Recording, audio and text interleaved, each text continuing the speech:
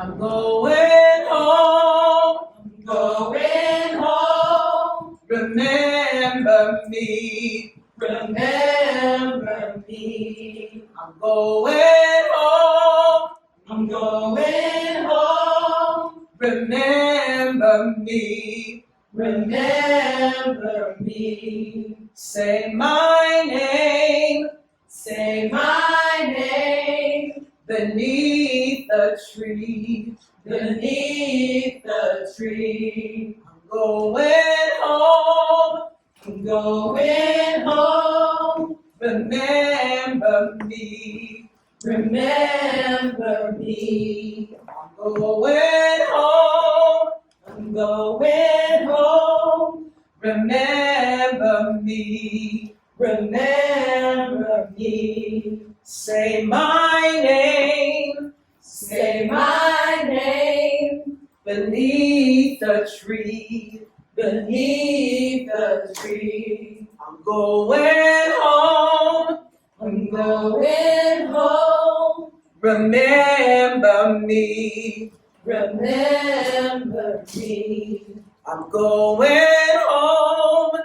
I'm going home. Remember me. Remember me. Say my name. Say my name. Beneath the tree. Beneath the tree.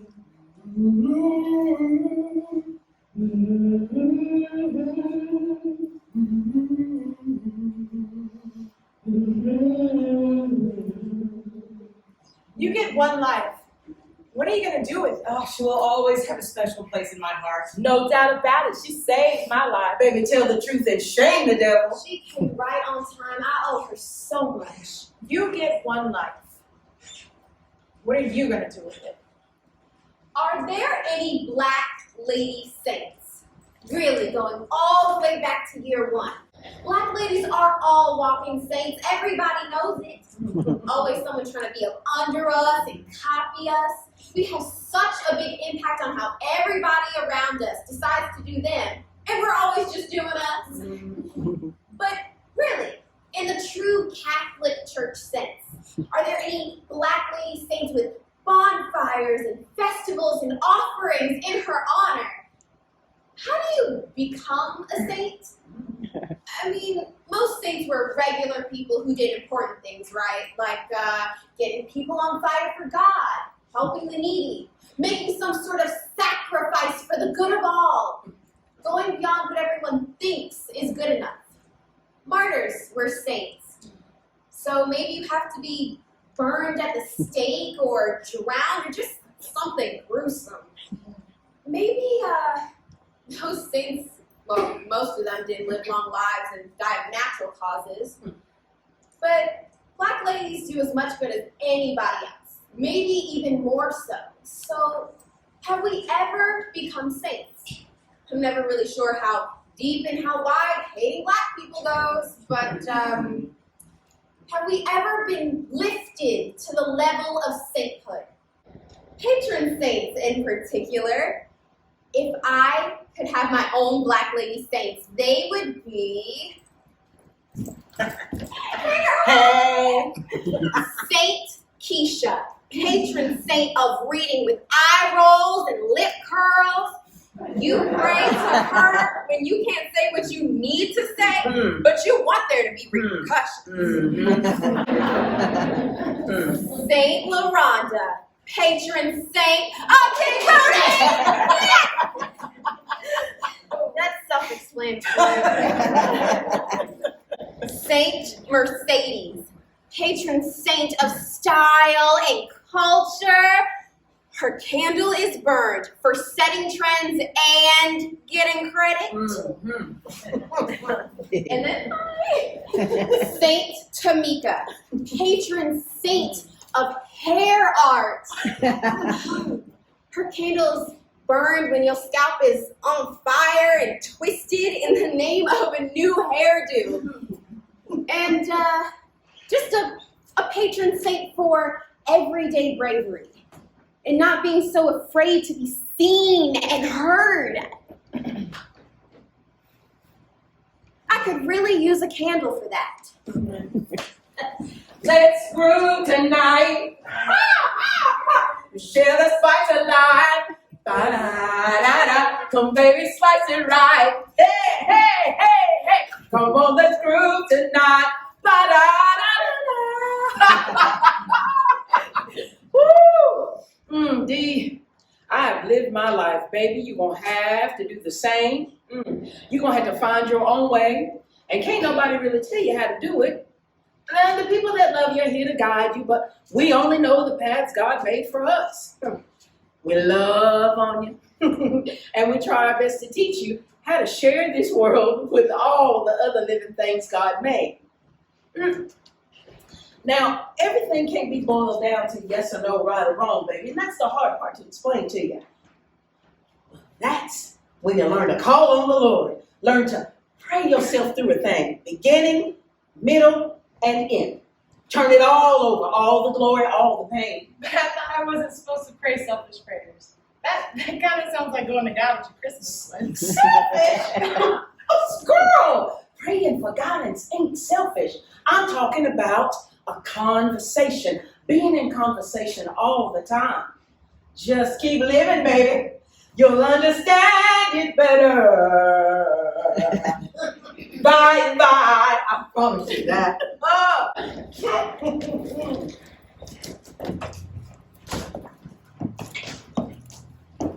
Cheers to the sweet, brilliant black girls who leave home at 17 and 18 to make their mamas and grandmas proud.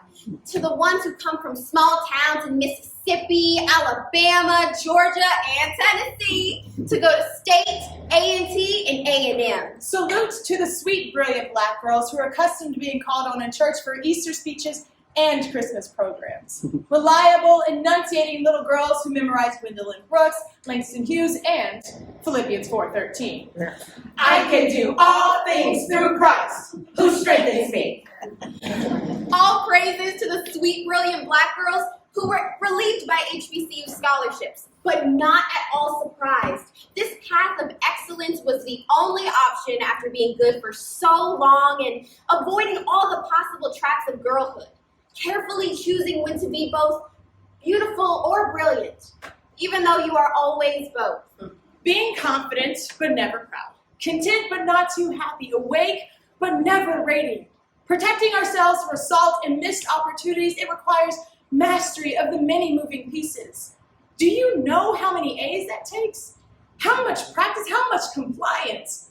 Learning to be present and invisible all at once, all the smiles and constant readiness and people-pleasing when you just want to be. You want to exist and talk without having to choose your words so carefully. Silence is the easiest.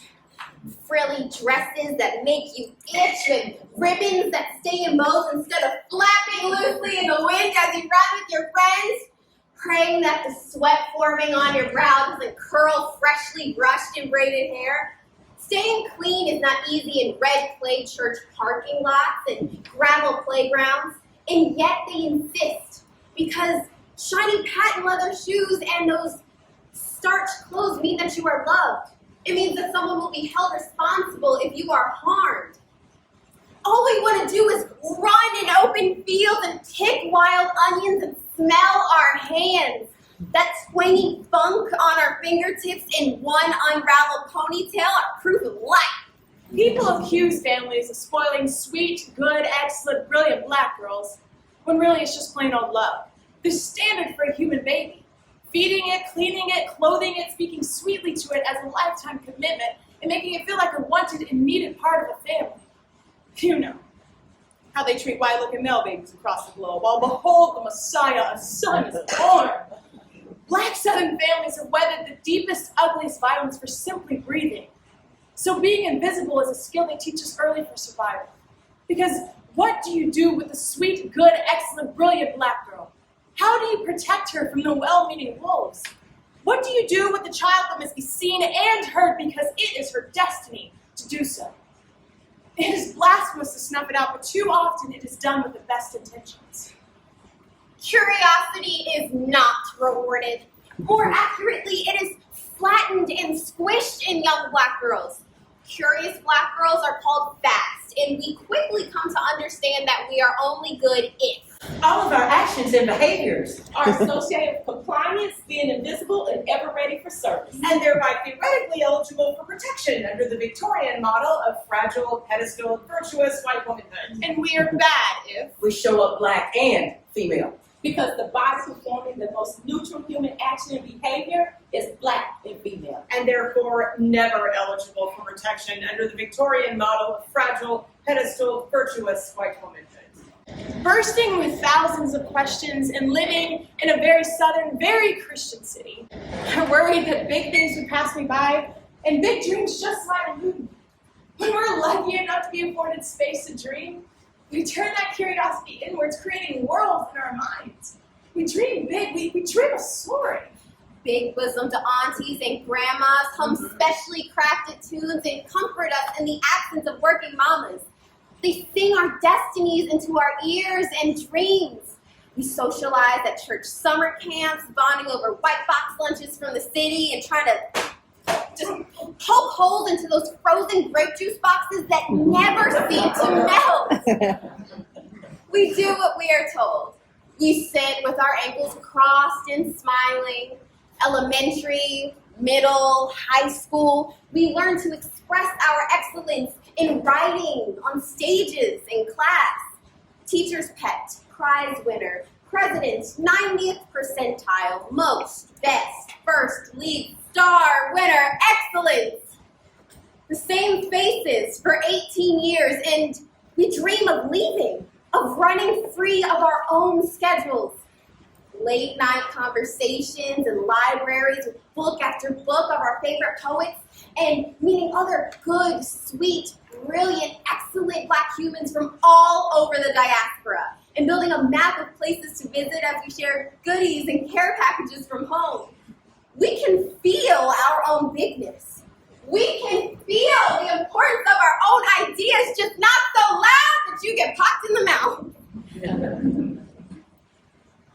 We still follow the plans laid out for us. We do not veer from the course. It is our only map.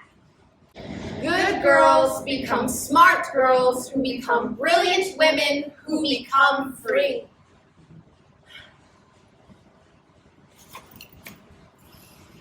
I think about my future lover.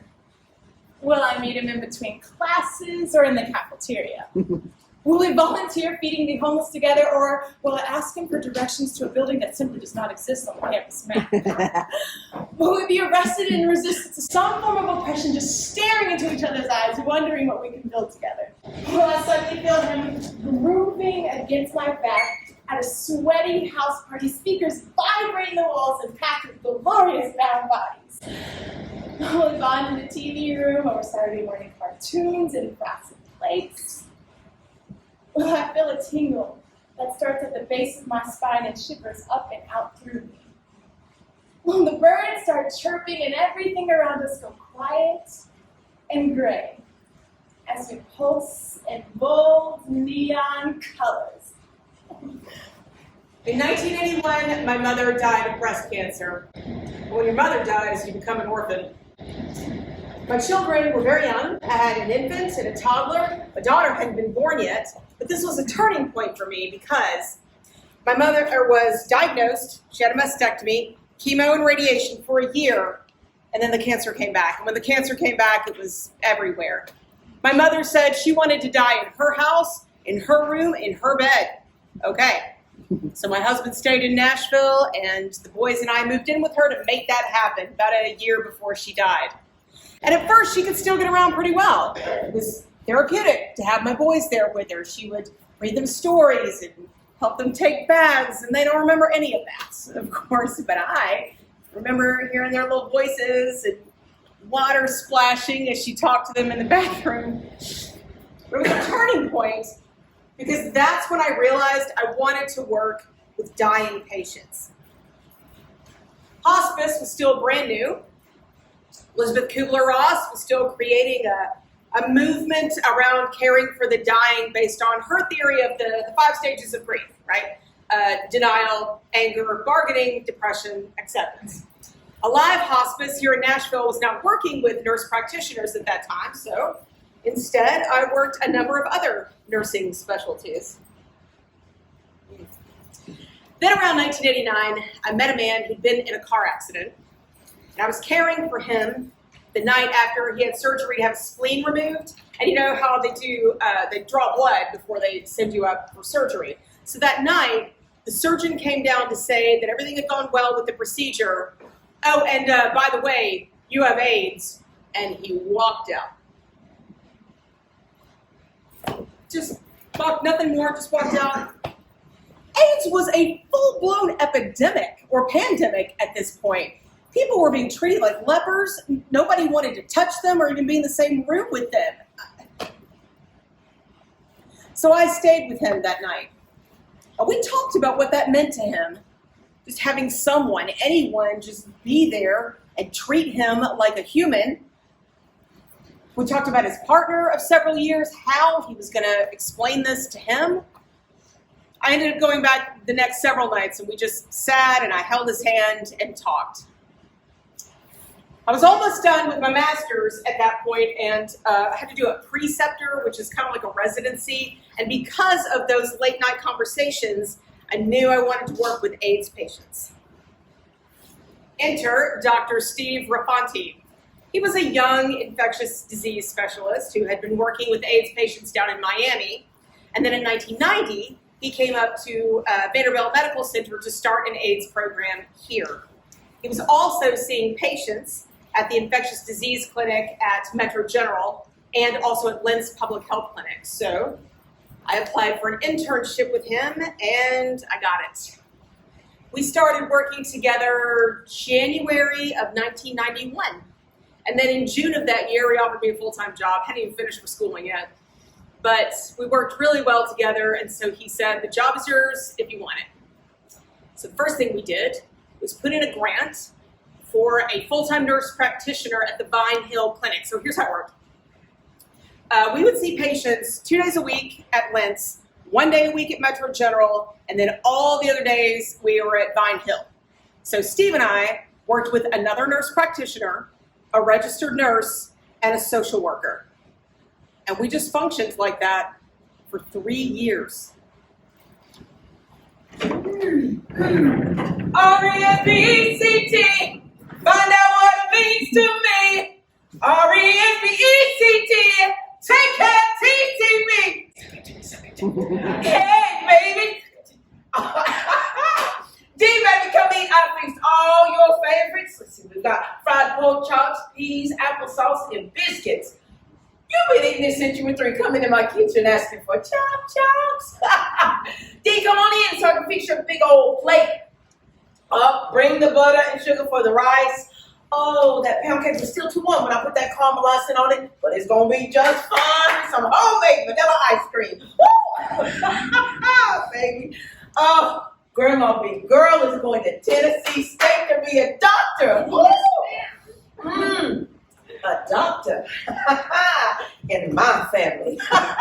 My baby gonna be a doctor. Well, maybe, Grandma, but I gotta pass these science classes first. Baby, you're special. And don't you forget that. Remember where you come from. Remember this land, this cotton, these voices. Yes, ma'am, I know. Fannie Lou Hamer, Yes, she ma'am. stood tall and fought for us to have voting rights and be treated like people. She never took no for an answer, and they have her speaking for us right here in Sunflower County, Mississippi, all the way to Washington, D.C. Yes. Oh, I'm gonna miss you, baby. But I'm gonna be right here when you get. yes, ma'am, I know.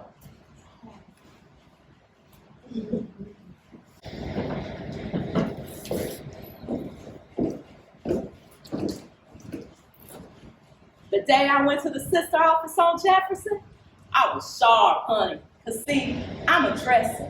I've always been a dresser, even in my addiction. See, back then I worked for the state. So I don't care if I was high all night. Come that next morning, I'm gonna take a shower and put on some clothes, okay? Some of my old co-workers and friends say, I still can't believe you was on drugs. Cause you always dressed. So the day I went to the sister office, I sat there, over an hour, maybe even 2. People passing me, going back and forth, not speaking. And finally, one of the sisters finally said, "Ma'am, can I help you? I know you've been here for a while." And I said, "Yes, I would like to join the sister program." She said, "Well, you know it's for recovering women, right?" And I said, "Yes, I'm in recovery." She said, "Well, honey, we ain't been paying attention to you because we thought you worked here or something. We didn't know you was trying to be a client." And I said, "Yes, I got just a little bit of time of sobriety and I want to join your group. I see you coming through Destinee here and I want to join." It was the sister program, SISTER. It stood for Supportive Intensive System of Treatment Empowerment in Recovery. On Fridays, they would come through the neighborhoods handing out flyers. Sisters was with Harry, and the counselors would help educate African American women or help them with their recovery if they were living in low-income housing. And I'll never forget seeing those pink jackets.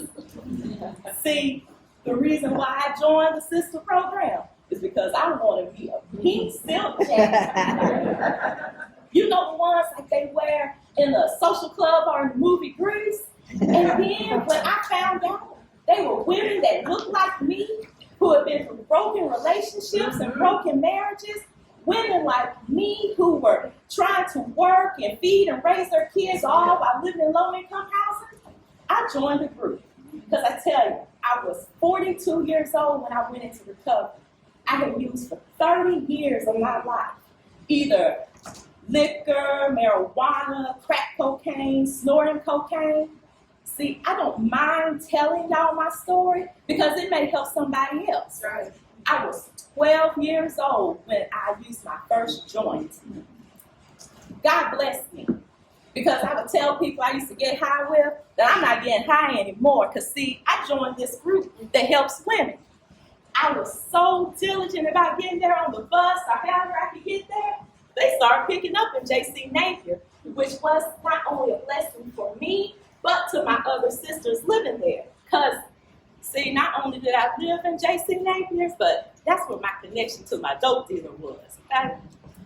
So I made this sign, and I put it on my door. It said, "Do not sit or stand. No drugs and alcohol." And I made it out of cardboard and magic marker. And I put it on my door. And one of my neighbors said, "Mary, why you got that sign on your door? Them dope dealers gonna get you." And I said, "No, they're not gonna get me because, see, I'm not a customer no more. You see what I'm telling you?" So somebody tore down that first sign. So the second time, Lord said, "Wrap it in plastic. Get a piece of dry cleaning plastic and wrap it in that. That way it'll last winter, spring, summer, and fall." Somebody tore down that second sign. On the day I was going to get my land I won in the urban homestead lottery. I said, "I don't need that sign no more because I'm moving. I'm moving into my house built on my land." Me and my kids got in a limo. When we got there, balloons and media were all around. Mayor Bredesen was there to hand me my keys.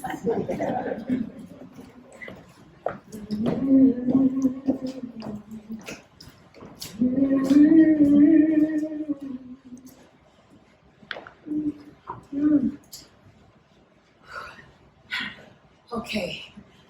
Be a sweet girl, okay? No, I will. I love you. I love you. Okay. Oh, I love you, baby.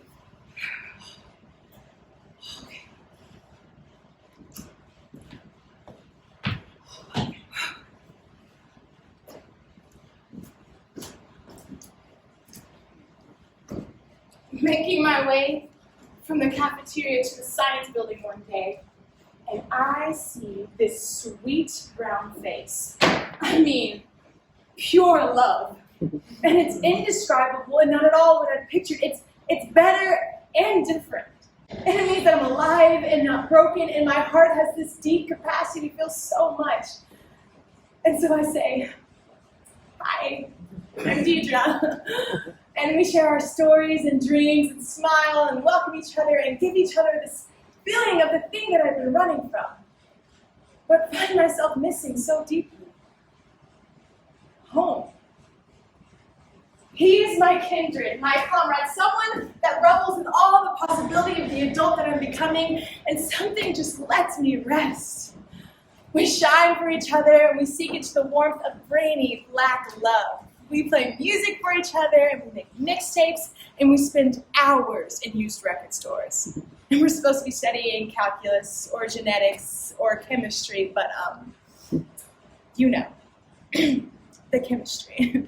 Between mellow yellows, Snickers, and hot fries, we memorize equations and formulas, and we write love poems in my lab book next to the hypothesis, and the name of our kids under the results. I have a full brain and a full heart and full of mushy feelings for that sweet brown face. Home. And I decide he will be my first. Making love on a twin bed on top of textbooks and homework, sinking deeper and deeper into that awkward warmth of brainy black love, legs entwined like DNA strands. May this be forever. When Dee was first diagnosed with HIV, she started coming to see us at the Lens Public Health Clinic because the Comprehensive Care Center hadn't come into being yet. Dee. She was young and beautiful and vibrant and did not know a stranger. Boy, her heart was open to everybody. She was just so alive. She was radiant. She glowed. She did. From the moment we met, we hit it off, and we were comfortable with each other, and our hearts were open to each other. You know, there are some women that you meet, some people you meet that you have an instant heart connection to. That's who Deidre was. And we became very close friends. You know, we connected on so many things, but we were also making some really tough decisions about our relationships. And we were able to support each other through that. I loved her dearly. And her diagnosis just came as such a shock. She was infected by someone she loved. She wasn't promiscuous. But, you know, she faced it just like she faced everything else, just head on. November 8th, 1991, Friday. Yesterday, I was sitting in my mama's beauty shop watching the little TV mounted in the corner. It was turned up loud enough so you could hear it over the dryers. Da da da da da da ba da da da da da da da da. Magic Johnson's press conference interrupted the bold and the beautiful. Everybody saw it and froze. Then there was some mumbling along with a lot of unspoken communication with eye rolls and lip curls. It didn't stop that clicking of Marcel irons and the slight sizzle of grease on the first pass through thick hair. He says that he has HIV, not AIDS.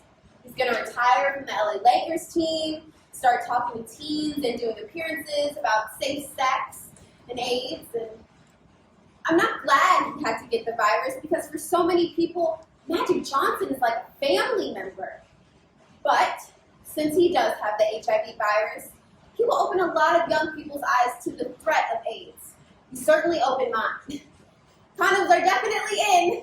Not that I'm going to use any anytime soon, but maybe this is just what everybody needed, to show them that HIV and AIDS isn't a disease for some people. At first, the news said it was white gay men in big cities like New York or Los Angeles. Then they said you could get it if you use needles for your drugs. I learned about that in the DARE classes in middle school science. And then they said it was people who needed blood all the time for hemophilia. Something about them not being able to keep it or always needing more. I don't know. And then Haitians. How can it be just one group of people? Black people. It's all so confusing and it doesn't make any sense. You can't just get it from touching and you can't just catch it like a cold, right? But you can get it from doing it. And Magic probably got it from all the women he might have been with. He was an athlete. He had money, so I'm sure he had a lot of groupies, and he was famous and lived in LA. My uncles loved him. Even though I knew who Magic was, I had only ever seen the TSU Tigers and the Globetrotters play basketball in real life. Magic was far from me. He was on TV at a press conference with Miss Cookie standing beside him. She doesn't have it though, and still looks like she's gonna marry him. If you can get it from doing it, and they get married, is she gonna get it? Is Magic gonna die? He didn't look sick.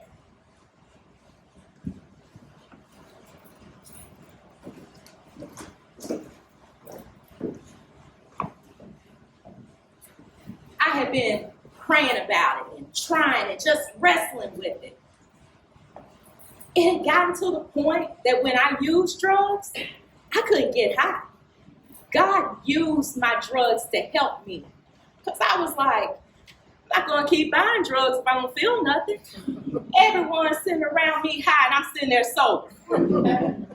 So I just started praying about it like my grandmother taught me. She would even pray with me sometimes. See, when you got that foundation, you go back to that foundation. I went into recovery in February of 1994. Later that year, I met Deidre when she came to do a presentation for the sister program. She was the first Black woman in the state to say she had it. I didn't even know what was happening to us until I met her. First of all, when she said she had it, I almost fell out of my chair. Because I was like, she doesn't look like it. She looks healthy. She's a young lady who went to college, had sex one time, and she got infected. And I said, oh my God. I've been living in risky behavior and addiction for a long time. I could be positive. I just had to say thank you. My name is Mary, and I feel like God sent you to me. There are so many women who need to hear your message. How can I help? Well, first of all, you've got to get tested. It's the best thing you can do for yourself. People will listen to you if you're real with them, and we cannot expect them to know their status if we don't know ours.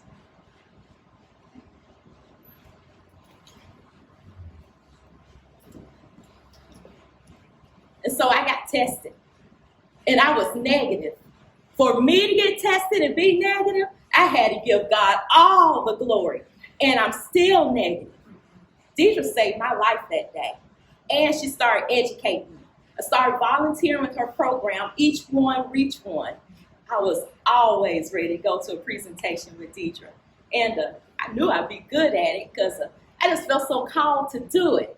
I mean, I had been an actor, I had done some acting, and I had been a cheerleader, and I sang in a choir when I was at Cameron. So I was used to being in front of people. I hadn't been a speaker in front of people, but I believed in the cause. And I was always trying to give some advice to someone and a message if they were willing to receive it or not, if you know what I mean. But I was always down to earth. And to this day, I have friends that call me for advice on how to help somebody who is HIV positive or trying to deal with drug addiction. I always try to help however I can. I don't remember the details, but I do remember Dee going through the process of deciding to go public with being HIV positive. Listen, this was very risky because at that time, everyone who had HIV was dying, and there was still so much we didn't know about the disease. We narrowed it down to the fact that it was transmitted through blood and body fluid. It was sexually transmitted. You couldn't get it through hugging or touching or even kissing, but there was still a huge stigma around it because it was a gay disease, right? Even though we were finding that most women who'd been infected were infected heterosexually, particularly here in the South. But that she was willing to go public, to speak publicly, to empower women to say no. I mean, particularly in the African American community, but women everywhere, she just wanted women to know you can say no. You can say, if you don't put a condom on it, I am not having sex with you. I have to take care of myself. But also, to warn them, Dee was not randomly sexually active. She was infected inside a loving relationship. Or what she thought was a loving relationship.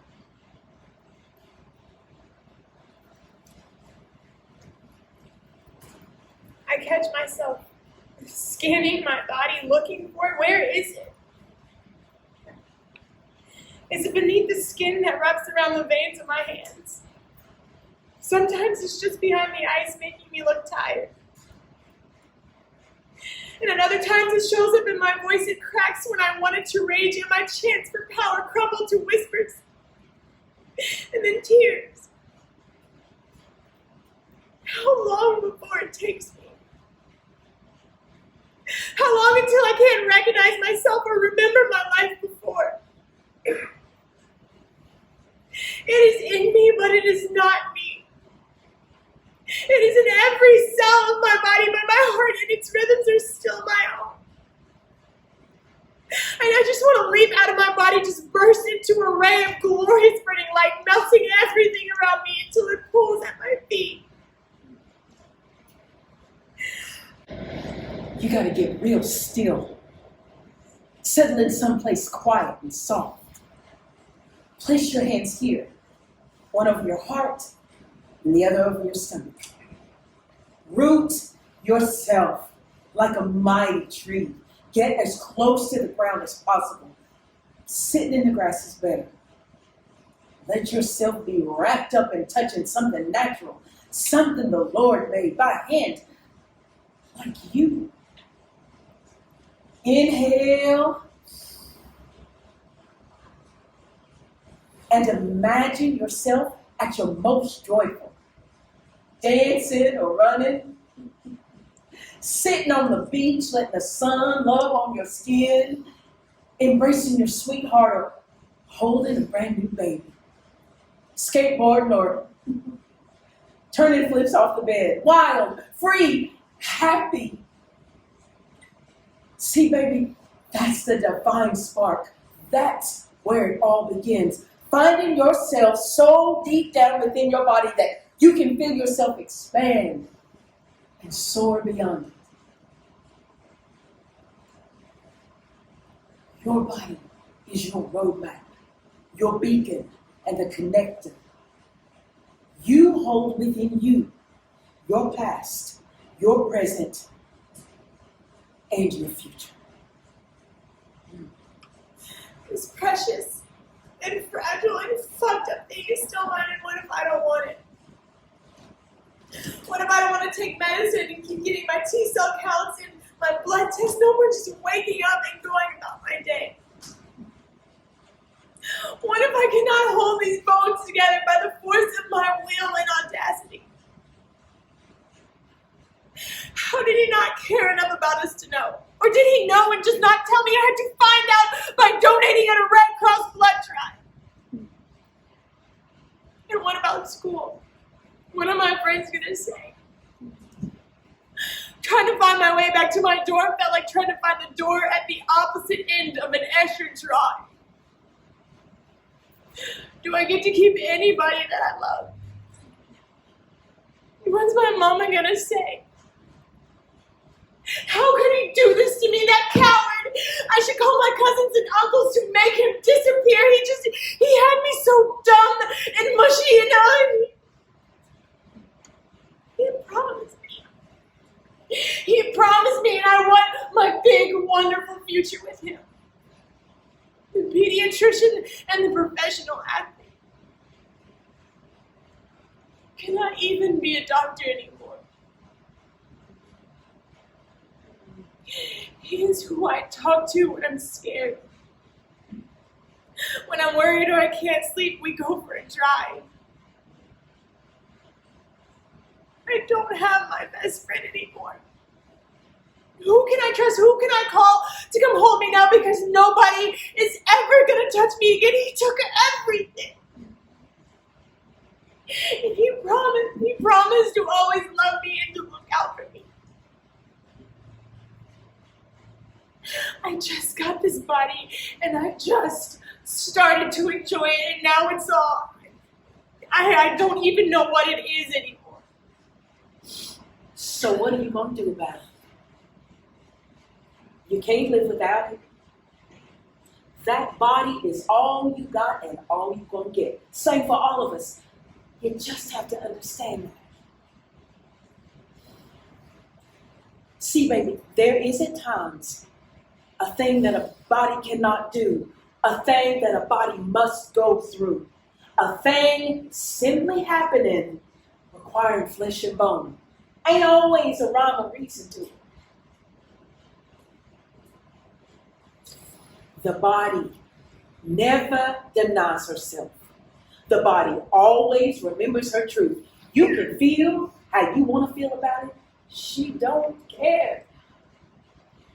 Your body will insist, even against your mind, that she has an exclusive right to be. So let her. It don't matter how you feel about her, baby. She just knows that she has a right to be. So let her exist in the face of all the bold-faced lies that you're going to hear about her.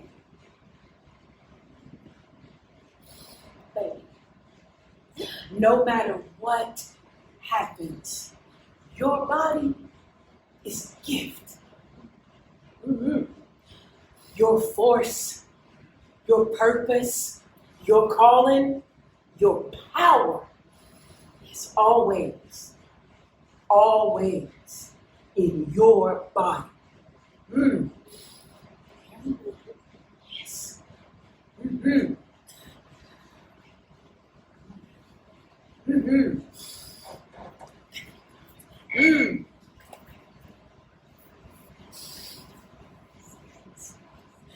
Here and now, flat-footed and anchored, deeply rooted and ancient. I do not apologize for my tears. May they flow as easily as my laughter. I do not apologize for my traumas. I will sit with them as a neutral observer, treating them gently and with great respect. I do not apologize for my scars. They are my teachers and my warrior marks. I wear them proudly as proof that I'm still here in the flow of life. Present, taking what comes, taking up space, refusing to disappear into silence. Yelling my name into the wind, taking my place in the chorus of righteous voices. I do not apologize for trusting. I do not apologize for loving and expecting that I be loved in return. I will not pick myself apart. I am whole, complete, tender and raw, vulnerable and willing. I am here. I am here.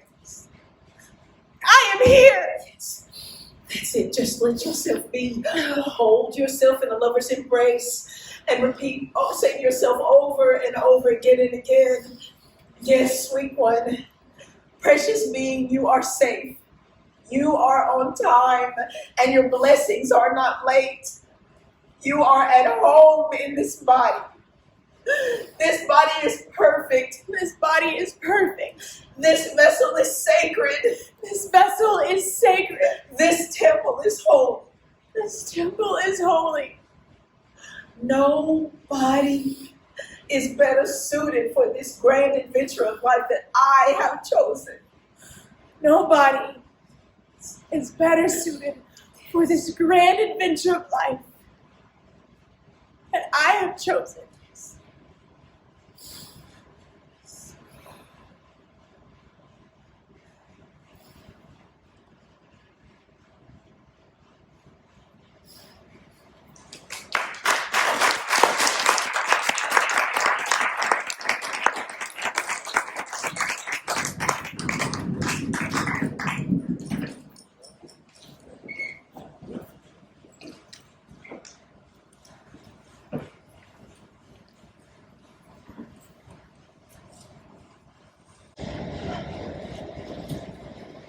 Deidre took me under her wing, and she started taking me to conferences, presentations, churches, jails, juvenile institutions, any kind of institution, street corners, anywhere that we could start a dialogue and talk about it. I remember going to churches. Oh, they would bless us so. Some of them would give us a love offering, and some would have food, and they would feed us and stuff. The spirit would just be so high because everyone would just be so captured with her speaking and answering questions. I never forget one dude. He said, I don't need condoms. I'm just going to give me a woman that's saved. And I said, she might be saved now, but she may not have always been saved. You see what I mean? So we went to a prison, and you had to go through the guards gates, and then from the guards gates, you had to walk up to the building. And we were walking up there, and the dudes were hollering out the window, hey, you sure is fine, trying to flirt. And when we got inside, they were making so much noise, saying, ooh, wee, look at that pretty girl, she's so pretty, asking who she was and all that. And I said, just wait, she won't tell you who she is, okay? So I started my presentation. And I told them the only difference between me and you is that you got caught. Don't think I've never done some things, because I've been in addiction, riding on expired tags or whatever. But then they knew. They knew I wasn't there to judge, just to give some information. So then I would say, if you have any questions about sex, you can ask them, because I brought a friend, and she's here to share her story. And Deidre would start her presentation. And she told about how she was going to state, and she started dating this football player, and then they got engaged, but then they had decided to wait until they got married to have sex. And then she decided she wanted to have sex, and then later found out she was HIV positive at a Red Cross blood drive. When she said she was HIV positive, them dudes, they didn't know what to do with themselves. They started moaning and groaning. They didn't believe her. One said, I don't care, she's too pretty and too cute to be HIV positive. When Deidre finished her presentation, them men's mouths hit the floor. But that's the way she was. She was so open and smooth with it that it shocked you. It shocked you to the point that you said, let me look at my life. Let me look at what I'm doing. And when she spoke, it wasn't like a presentation. It was just like she was telling a story. And you were there just having a conversation. July 16th, 1998. Dear Miss Oprah Winfrey, inspiration is the running theme of this letter. Firstly, as a young Black girl from Nashville who dared to fly, you taught her how to put on her wings. Thank you for being such a big star in the sky and inviting us all to join you. I am so proud that a woman, especially one with the same chocolate skin as mine, is such an influential person in society. You are my reminder that I must aggressively seek all that I want from life. As well, I am reminded to continue to count my blessings and to share them with as many people as I possibly can. There is another woman who's had a great impact on my life, and I know that only her name is Deidre Davenport. Deidre was the guest speaker. She came to talk to our Red Cross leadership camp at University of Savannah. I was there with a group of kids my age from church. We had only ever been by Savannah going to and from Atlanta. Well, when Deidre started speaking, she immediately had our attention. She had this familiarity about her. She was like a big sister or a cousin. She was nice, pretty. She had this glow about her. But still, we sat back sizing her up. If she was boring, we just drift back into the leftover craft activities from last session. But she took us through her time in college and getting HIV from someone that she loved and was faithful to. She was determined to share her story with as many young people as possible so they can know better and be informed. We're we too young for this sort of thing? I mean, yeah, friends were starting to have sex, but AIDS. We were kids whose parents still dragged us to church on Sunday. We were good kids. And Deidre, she was a smart black girl like me. How could someone like me have HIV? Okay, what do you want to do when you grow up? I'm a football player. Doctor, Nurse. Oh, I want to do hair. Oh, I think I might want to join the Air Force. basketball player. Lawyer and a judge. Preschool teacher. Okay, wow. I love all of those. I can tell this is a really smart group. All right, listen, I went to TSU to be a doctor. Yeah, I know. I know how much studying and hard work that is. But most of the things that you guys mentioned require hours of dedication. Even athletes. I mean, do you think they just wake up and play whenever they feel like it or work out whenever they get around to it? Nope. Exactly. No, they don't. And I can tell you I want to make some money too, okay? I feel you on that one. Now tell me what kind of houses you want to live in. Oh, mansion. I want a cabin in the Alps. I want to live in a brownstone in New York like one of those movies. Oh, I'm getting a house on the beach. Like a loft apartment with tall windows and a maid and a doorman. Okay, so we going on up like the Jeffersons. I see you. Okay, look. I want you to reach all of your goals. I believe that this group can do anything. I want all of your dreams to come true. I want you to have the cars, the houses, the jobs, and to take the vacations you dream of taking. Just stay focused and don't let anything distract you. Don't let one night of unprotected sex with someone you love or just somebody you think is cute keep you from accomplishing all of these wonderful goals. Okay, one more question. Do any of you right now have a favorite possession, like a gold chain or a Walkman? You know, something that you take really good care of it and you always know where it is? Yes, okay. Now, do you trust just anybody with that favorite possession? Like your little brother or your best friend that always loses things? No, exactly. Now, what if we treated our bodies the same way? Like that collectible baseball card you always keep in the plastic or that fancy dress you never want wrinkled or stained. We have to protect our bodies just like that. They are sacred gifts, our precious temples. What are you going to do when someone you love says they do not want to use a condom? You can tell them that you love yourself more than that. You can survive saying no. You can tell them that if they love you, they will use a condom. You can make sure that you have condoms and use them. You can be in love without sex, and you do not have to have sex to prove your love. There are other ways to be close to somebody, or you can choose to abstain. You cannot tell that somebody has HIV just by looking at them. I mean, did you think I was positive when I walked in? No. If you choose to have sex, condoms are the best way to protect yourselves. We all lined up to talk to her. We wanted to ask her everything we had been dying to talk to an adult about, but we were too scared. Okay, can you get it from just kissing? No. Can you get it from punching? No. Oh, I heard if you looked at the boy's seat, you could tell something's wrong with it. Sometimes. Did you really get it from having sex just one time? Yes. Okay, but what if he just puts his mouth on it? That is a very valid question. Okay, so can you have sex on your period? Yes. Does it hurt? No.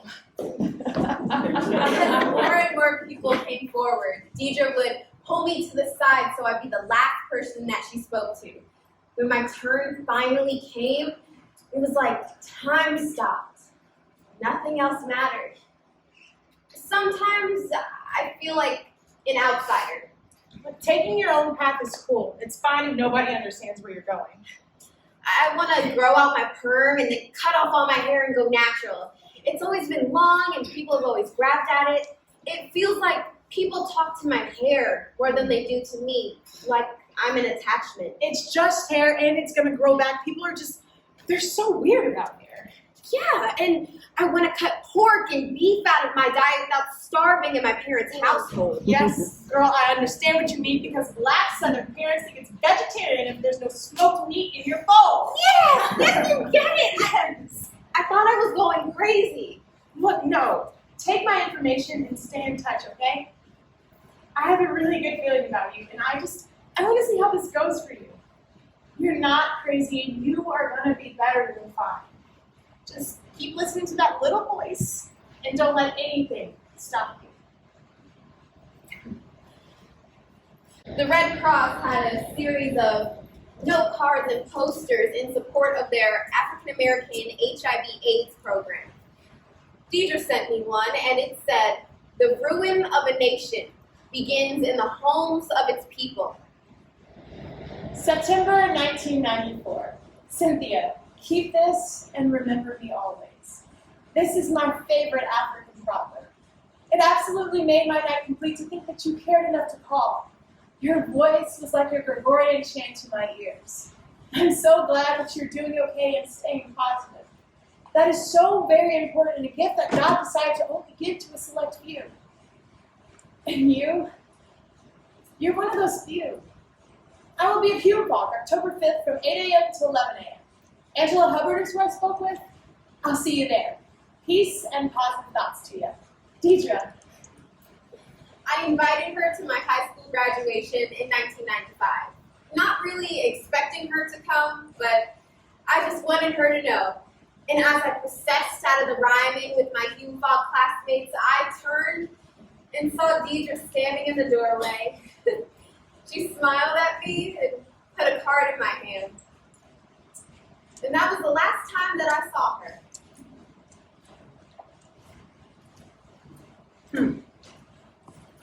These church folk don't act as Christ-like as they say they do. They talk about AIDS like it's a punishment for God, and then have the nerve to say that some people deserve it. They think that it was developed by the government, and others say that it came from monkeys in Africa. I didn't have too much to say on the subject. Can't hide from it now. It's right here in my town, in my home, and happening to one of my babies.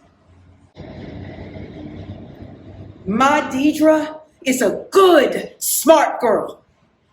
I wish they would fix their mouths to say that she deserved this. So if I know in my bones that it's not about deserving, it's just the will of God, how can I look at anybody and cast judgment? That ain't my place. That ain't nobody's place. Nobody deserves this, but it's happening to all of us. So we got to do something about it. What we're going to do? We're going to tell people. We're going to keep talking to people, keep loving people, and teach them so they can protect themselves.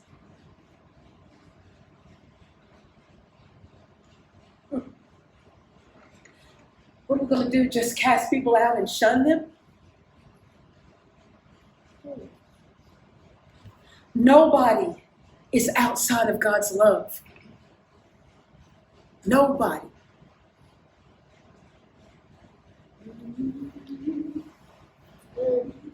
There was no email or Twitter or Facebook, so when I couldn't reach her by phone, I was never really sure how to proceed. As more and more social media popped up, I would try and see if she could be found anywhere. I was still looking for her in 2014. I held on to the hope that I would see her again and I could finally tell her I had begun working. I became a health educator like her. My first real job was educating young Black women on safer sex and condoms. Once I even walked around New York City with a hefty suitcase of dildos and assorted condoms. For teaching purposes, of course. I make people feel safe. I never judge, I laugh a lot, and I'm plain speaking. But that year, 2014, that was an edge of a new freedom for me. I had shut off all auxiliary functions, and I had just been floating through space in cryosleep for a long time. I could finally feel myself waking up and gathering a life that centered my joy. I had applied to graduate school to finish my MPH. I had been on stage again recently, doing a monologue and raising money for young girls to spend a month writing manifestos and plotting revolutions. From then, I said yes to every opportunity to create. Terrified sometimes, but still moving forward. Unattached from that final outcome, and intentional about being present in the process. I'm not sure if you know the force that is Valley Forrester, but she's not the kind of friend that's at a distance or on the sidelines. She grabs your hand, she walks with you. We were sitting at her giant wooden dining room table at 1718. We were using laptops and eating gourmet snacks at kava, and we were collecting narratives of women whose lives transformed in Nashville or transformed Nashville. I thought of Deidre, and I let the details flow. She had a hunch that her sister-in-law, Bev, might have known Deidre because of her career and working with HIV patients in Nashville. She sent an email on my behalf. From Valley Forrester to Byron Bev, Monday, November 17th, 2014, 2:51 p.m. Looking for a woman named Deidre Davenport. Hey B, do you know/remember a woman named Deidre Davenport or something like that? She did youth outreach in the mid-90s, telling her story. I was talking to my friend Cynthia, and she told me about this woman who had such a great impact on her life. She spoke at a Red Cross leadership camp in 94, 95. She contracted HIV from her boyfriend in college. I'm trying to reconnect her and Cynthia if possible. Any leads would be awesome. XOXO, B. From Byron Bev to Valley Forrester, Monday, November 17th, 2014 at 3:36 p.m. regarding looking for a woman named Deidre Davenport. Deidre was one of my favorite patients. She went back to using her maiden name, Williams. Dee's the one who gave me my silver AIDS ribbon bracelet back in 1995 that I've worn ever since. It's a daily reminder of her. She's the only patient I ever took home with me. She came and stayed with us for about a week. She's one of the earliest pioneers who was willing to publicly say, I have AIDS. She will always have a special place in my heart.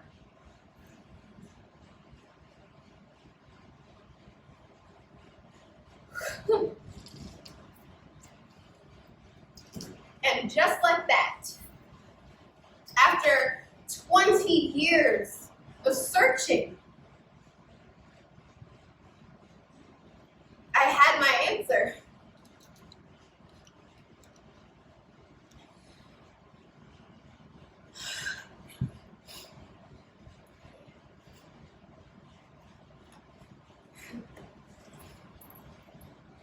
Meeting Miss Mary was pure happenstance and synchronicity. I was doing a kidney health presentation at Matthew Walker in 2019. I was doing it for a group of adults. And usually when I do a presentation for a group of Black people who have a long history in Nashville, I tell them that my people are the Townsends and the Harrises, and most of them went to Pearl. Or that my Aunt Emily sang on TV and toured with Bobby Jones. She was the blonde one with the deep voice. Or that I grew up attending Friendship Missionary Baptist Church under the leadership of Pastor Moses Herron. Inevitably, somebody would know my people, and I could establish a bit of trust and openness. Afterwards, a very stylish woman in a cheetah print top with heels on came up to me and said, You're good, and I should know. Used to be a health educator myself. I talk to people about HIV. She might have known Deidre. So I asked her, and her face lit up. Not only did someone else know Deidre, but they loved her and was willing to talk to me about her. Miss Mary walked me out that day, promised me a ride in her convertible. When I saw that the interior was also cheetah print and matched her outfit, I knew that we would be friends. When I met Deidre, I didn't know if I was positive or negative. I had to get some courage up to even get tested. I thank God for bringing her into my life, for making me aware. And I thank Him for protecting me for all those years with all of my behavior. I was a prime candidate to have it. It was His grace and mercy. Deidre spread her message as far as she could. She was interviewed by the Tennessean and the news media all the time. One interview happened in 1995. She was 25 years old.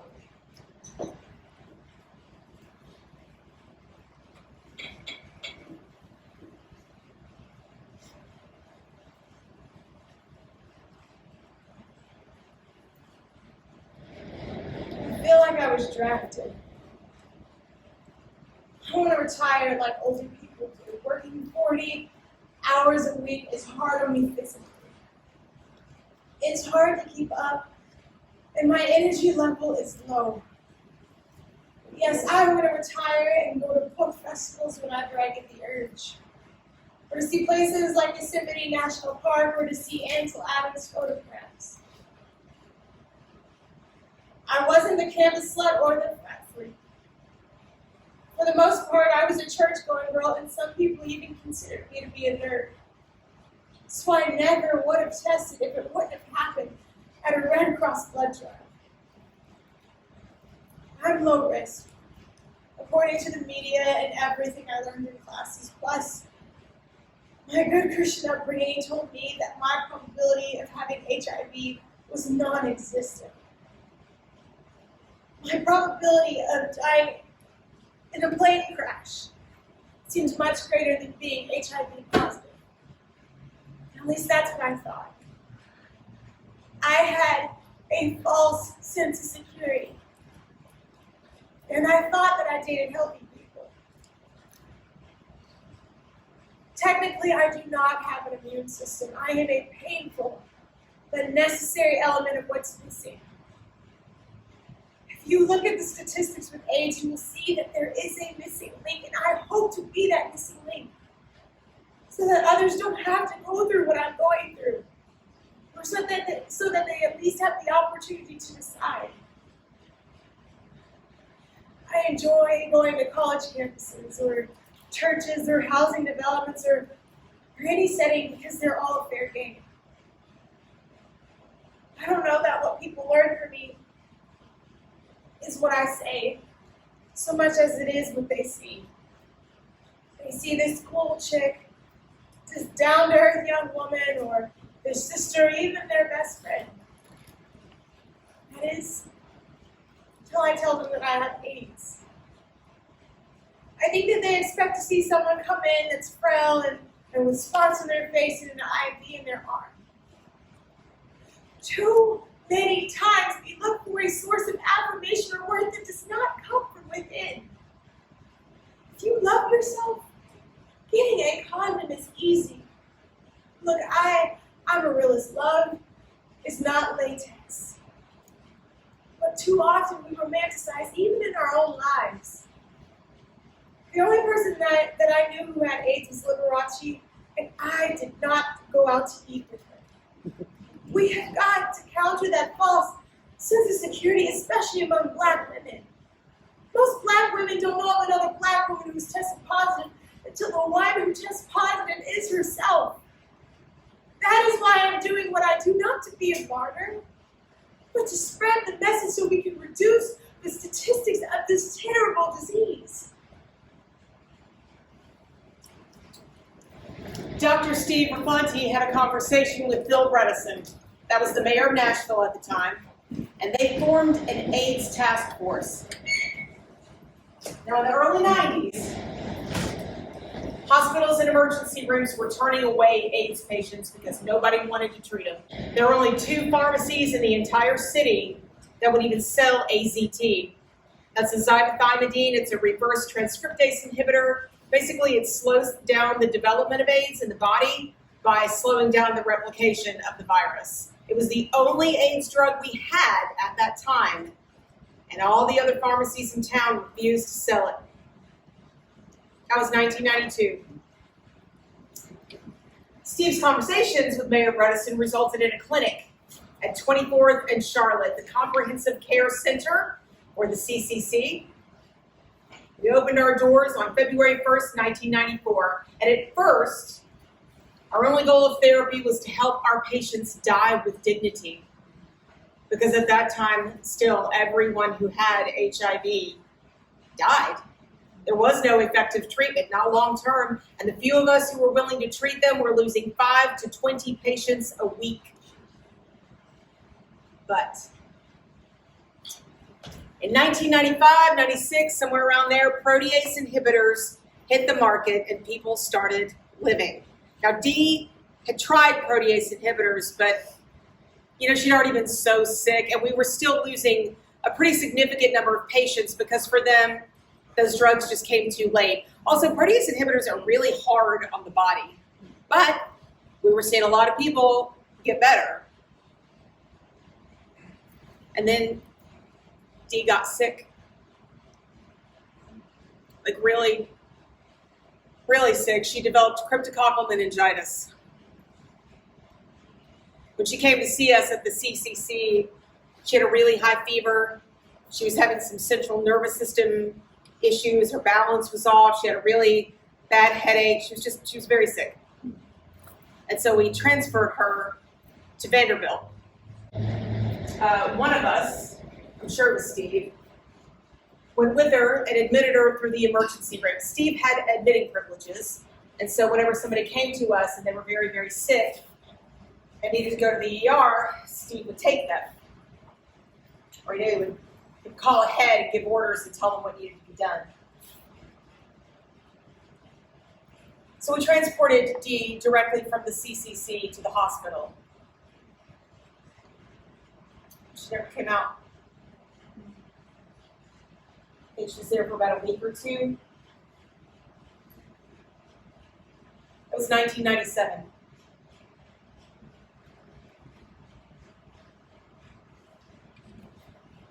We had so many funerals in those days that we finally decided as a team that we were going to stop attending. That was not an easy decision for us to make. But some families wanted us to sit right down front, and that just never felt like our place. And then other families listed the cause of death as cancer and weren't sure what to do with us. We were sort of a safe haven. It was a lot more than practicing medicine. Most people did not want to take in dying patients whose families had rejected them. So you ended up with situations like the guy who lived in a tool shed in his parents' backyard because his parents wouldn't let him come in the house. Or the woman who lived in a trailer and had a little girl who had AIDS. And so we took a tree and presents and we made Christmas for them. It was more than practicing medicine. We fed them, we cared for them. I had one patient who lived in Kentucky, and he insisted on being brought back down to the clinic one last time. And his grandmother had given him this little figurine, and so he cut up his driver's license, and he taped his picture to the bottom of it, and he gave it to me. And he said, "Don't forget me."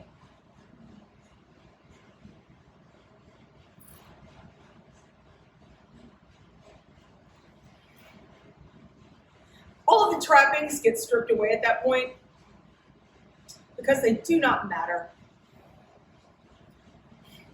The car you're driving, the house you live, it doesn't matter. The only thing that matters is that this person has a finite amount of time left on this earth and what they do with it.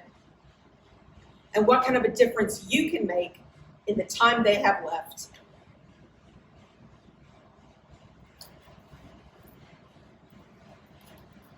I'm retiring soon. And I have so many memories of patients who have died. So many things on shelves that were important to people, things they gave me when they came to say goodbye. And I wonder who should inherit those things. I don't remember when they started making those AIDS ribbon bracelets, but I had one, and it was gold-plated. And then the gold plating started to wear off, and then it just got kind of gross. Bev, take that nasty thing off. What? Here, have this. Oh, Dee, you didn't do that. I want you to have this from me. Don't take it off until they take care. Remember me, okay?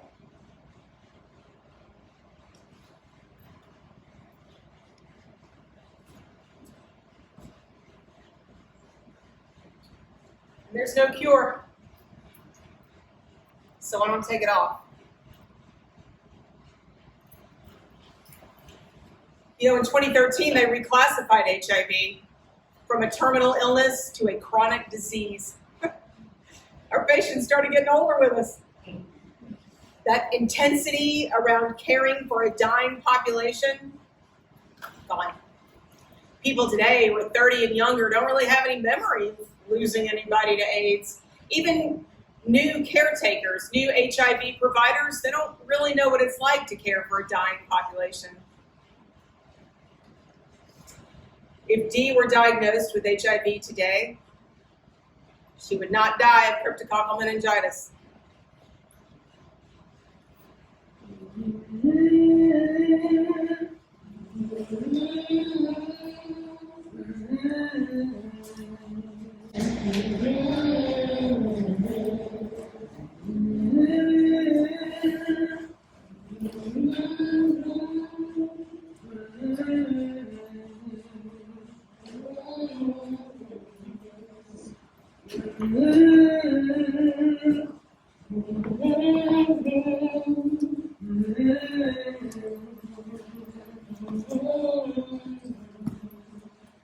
Going home, going home, remember me, remember me.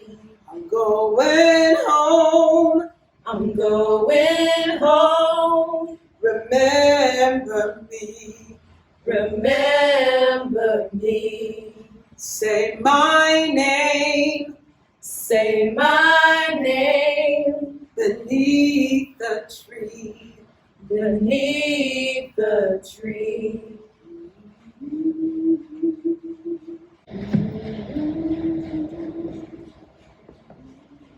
I was glad to continue what Deidre has started. I was granted her position at Nashville Cares to continue her fight to educate African American women. I was there from 1998 to 2006. I was there a long time. And I had volunteered a few years before that. My first program was Sister. The number 2, Sister. Sister to sister. It meant that we as sisters can support each other and encourage each other. That even though Deidre was dealing with HIV and AIDS and I was dealing with addiction, we could still support each other and be there for each other. We need each other. My next program was Shears United. I targeted barbershops and beauty shops. And then I had Positive Embrace. Once a month, I would meet with women who were HIV positive, and I would invite the pharmaceutical reps to do a presentation. They would buy the lunches, and the women would get a chance to ask questions about the medicines and the effects. I feel like God brought Deidre into my life for me to continue what she has started and for me to be a witness to that for the rest of my life and help somebody else. And that's why I got into the health field.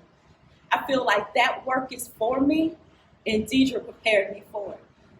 And I thank her for that. I got gratitude, baby, and I'm thankful every day. You go through trials and tribulations. Things happen in your life. But when you know better, you do better. And I know better because I'm aware. I thank God for still being here, too, for being a witness to life. My part. Maybe it can help somebody else.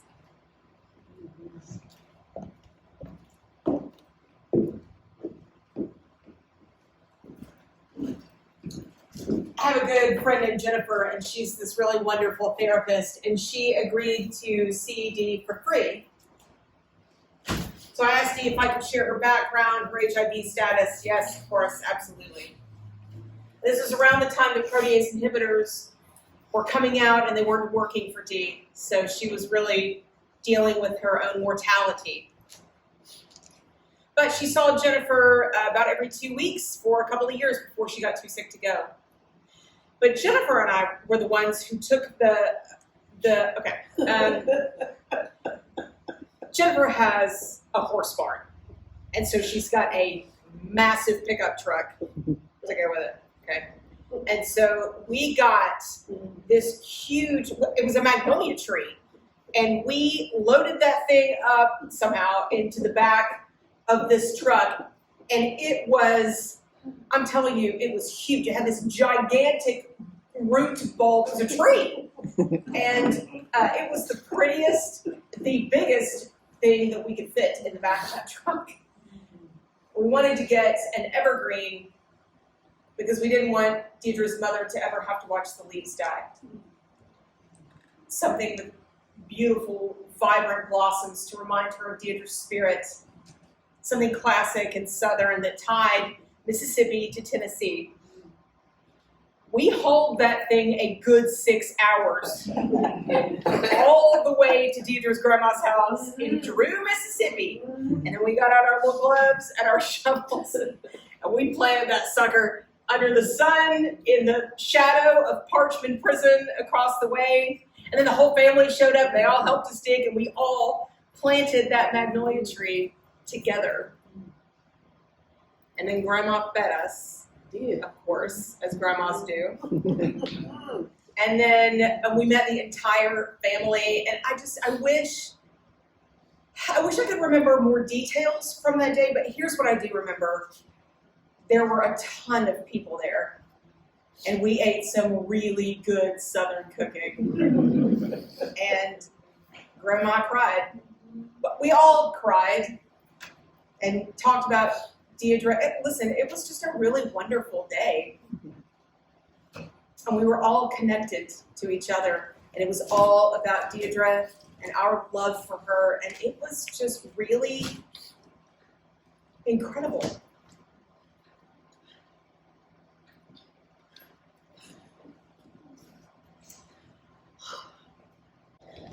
I prayed for her every day because she was mine.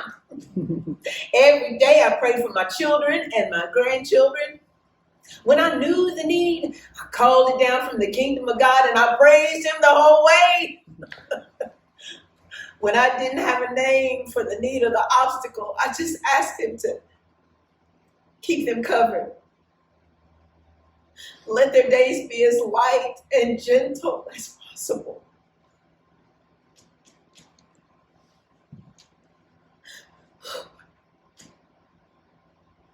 I am shattered. I am heartbroken. But I'm so relieved because my baby is resting with you, Lord. She is finally at peace. No more hospitals, no more machines, no more pills, no more pain. Her work here is done and she gets to spend forever in paradise with you, Lord. Hallelujah.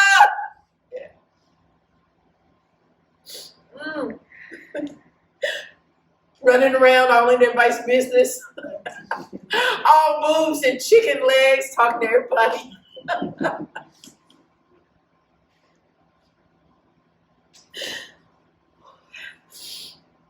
Flesh of my flesh.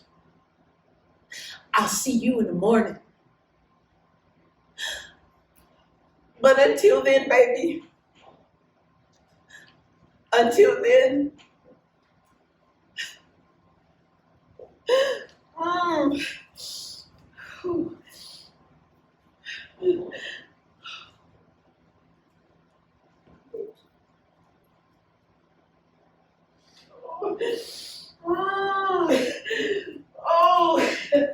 help me, God. Oh, it's all right. She's all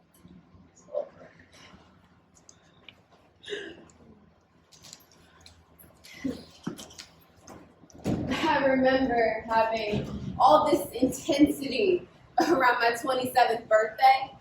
I ran around telling everybody, I'm 27, honey. I was overwhelmed with my grownness, and I couldn't explain it to anybody.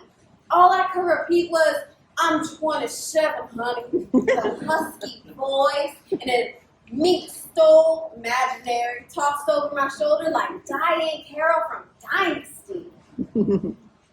I remember just feeling victorious at 27, like this sudden feeling of crossing a sacred threshold had just fallen on me.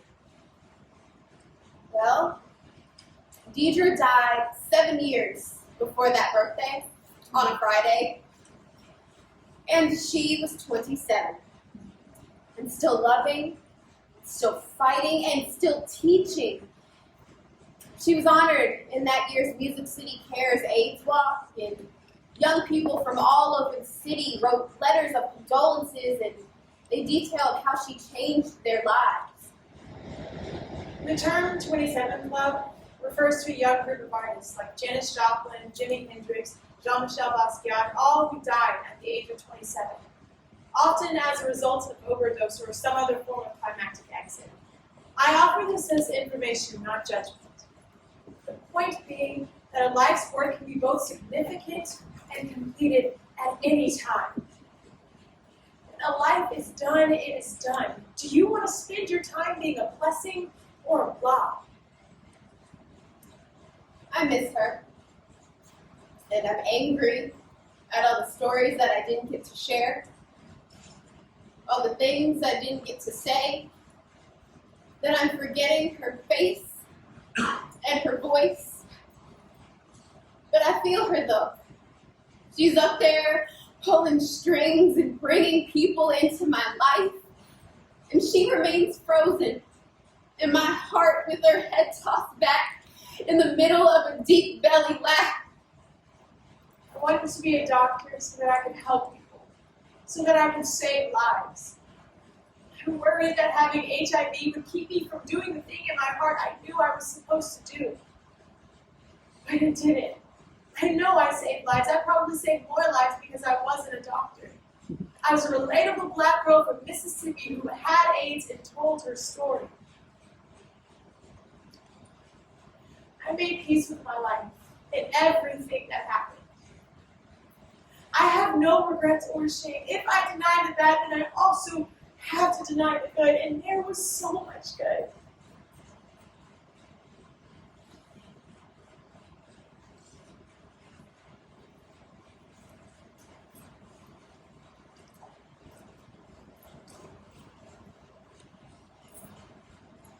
Soon, I will be dust. My bones will return to the earth and my soul to the Lord.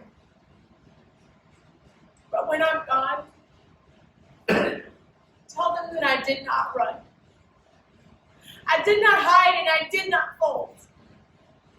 I stood firm in the face of ignorance and hate.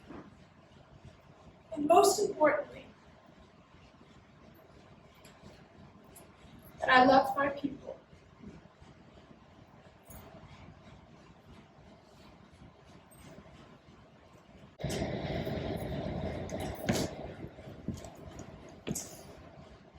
Deidre Williams, patron saint of radical visibility. Deidre Williams, patron saint of radical visibility. Deidre Williams, patron saint of radical visibility. Deidre Williams, patron saint of radical visibility.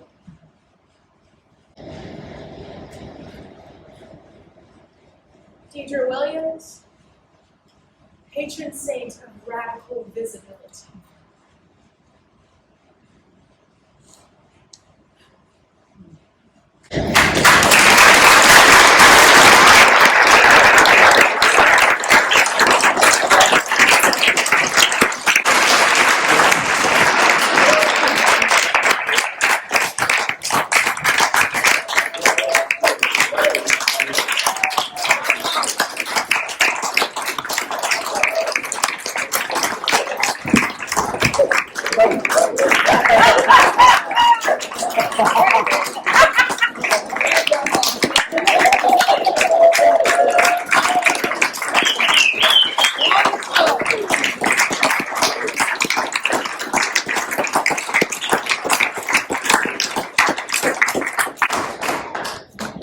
You okay?